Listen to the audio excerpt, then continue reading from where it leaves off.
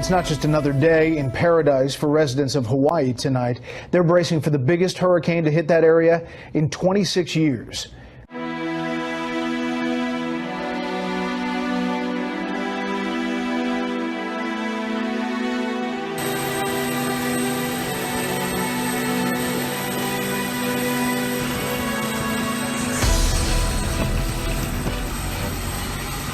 Paradise soaked. Heavy rains, powerful waves, and strong winds start to slam Hawaii as Hurricane Lane creeps dangerously close to the island chain.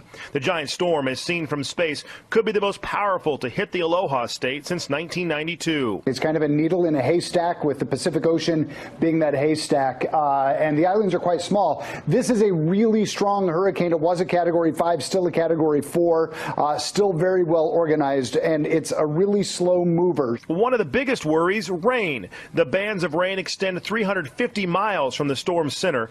Lane is expected to bring as much as 30 inches throughout the weekend. It's already causing flash flooding and could trigger landslides. The rain will be heavy and longer. The wind will be longer in duration. And we could have coastal flooding that lasts longer because of the wind.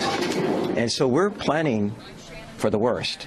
Marine Corps Base Hawaii has been making preparations for the arrival of Hurricane Lane. First, we had the base Sergeant Major Charles Wells, through Kaloa Range, Camp Smith, and Manana Housing to ensure that service members and their families are informed and properly equipped. Latest information, it's still a very powerful major hurricane, a Category 3, winds right at the center 120, gusts to 150, and it's a slow moving system. That's key to why we'll see prolonged periods of rain as we go into the next 48 hours. It's moving north-northwest at 6 miles per hour, and you see from the satellite image, the eye of the storm is filling in. It's collapsing ever so slightly. Wind shear is taking a slight toll on the system, but not enough. It's still making that north-northwest track, and that's very close to the island chain. And in fact, Hawaii Island getting about 20 inches of rain, even far from the center of the storm. We're seeing substantial rain due to thunderstorms and even trailing behind it. All right, folks, we ready to go? Okay. Obviously, Hurricane Lane is a very dangerous storm that is encroaching on the state of Hawaii. There's a lot of uncertainty with this forecast. I've watched a lot of forecasts in my life, and the thing about it is that anytime you see a 90-degree turn to the west over the next 48 to 72 hours, there's a lot of uncertainty. What is for sure, though, is that Hawaii is going to be impacted by Hurricane Lane. The question is how bad. Right now, this system is really setting up to be a significant rain event, torrential rains. Forecasters are predicting over 30 inches in some parts. You could see higher amounts isolated. And we're extremely concerned about the potentials for inland flooding, landslides occurring, and damage to the transportation communications infrastructure.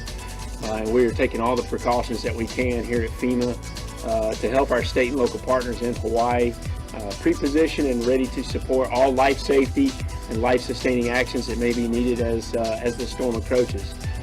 The other issue that we're going to see is that this is not just going to be over in the next 24 hours. This system is going to be with us for the next 4 or 5 days, continuing to bring winds to the island, to bring large surf, as well as the torrential rains that we've talked about.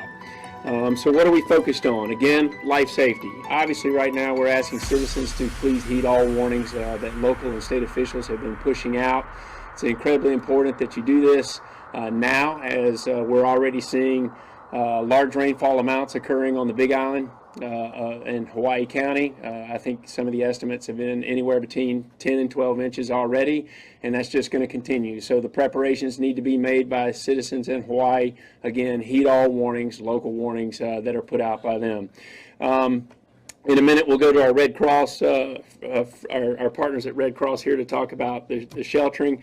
But FEMA, has been hyper-focused on making sure that we're properly set up to support food, water, as well when it comes to commodities. Unfortunately, Hawaii has been through it here most recently with not only the active volcano, but we also saw a flood disaster in April. And then with the threat that Hurricane Hector provided well over a week ago, we not only have a solid force staff laydown within the state that's been actively supporting the governor as well as the local governments, but we continue to, we were pushing commodities for hurricane in anticipation of Hurricane Hector, and we continue to support commodities into the island. But what's different and what we learned from 2017 that's already being incorporated in real time for this event is that, most importantly, we've got strong communication with our private sector partners. We've been working with the major grocer wholesalers that are there that support the island. And the main goal is to make sure that they can continue to provide services regardless of the hit. And if things shut down, then they use, we've got our emergency commodities ready to go. Great communication with Governor Ige. Spoke with him late last night. He had requested an emergency declaration that the president swiftly approved and pushed forward on, showing our full force and support to the governor. And we will continue to work forward. Today, we have several partners here. Again, emergency management, proper disaster response and recovery is all about unity of effort and partnership. It's not just one agency that's responsible for everything. And the bottom line is that we rely not only on our federal government partners, but we rely on great communication and coordination down through all the way down to the citizen.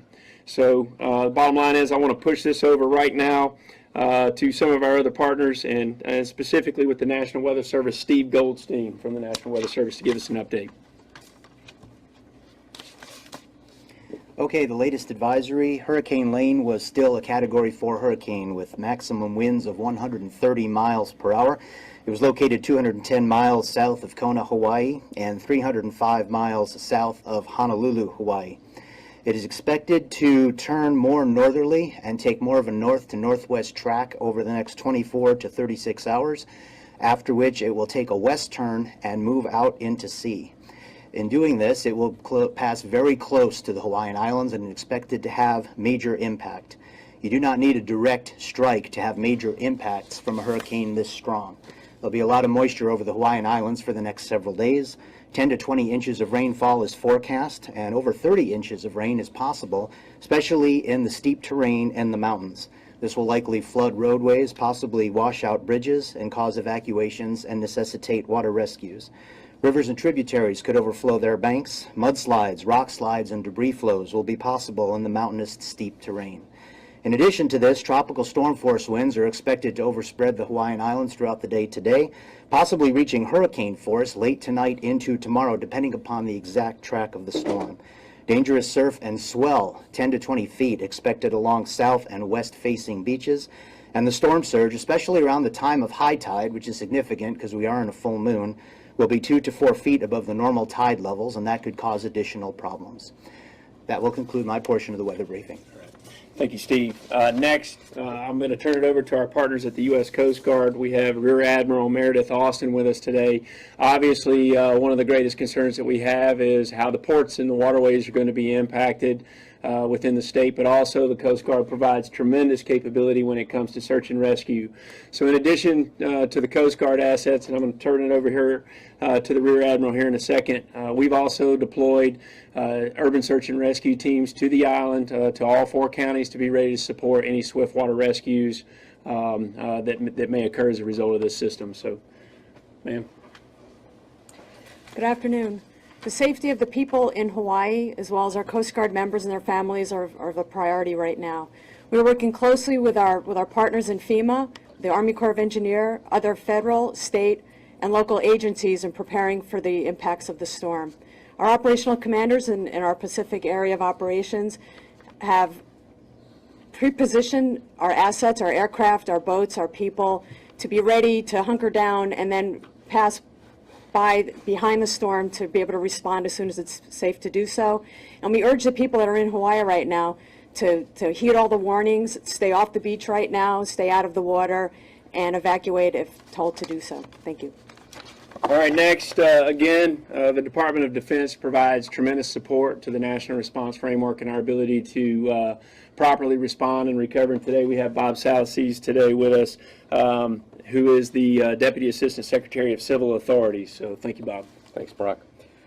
The leadership of the department, as you can imagine, is very focused on this. In particular, Secretary Mattis and Admiral Davidson, who's the commander of Indo-PACOM. They've been monitoring the storm very closely. They're also taking necessary action now to protect the safety and well-being of our military community. They're also working to ensure the readiness of our U.S. military in the region. They're also posturing capability, military capability, to provide immediate support for life-saving and life-sustaining capability. The department has significant military capability in Hawaii.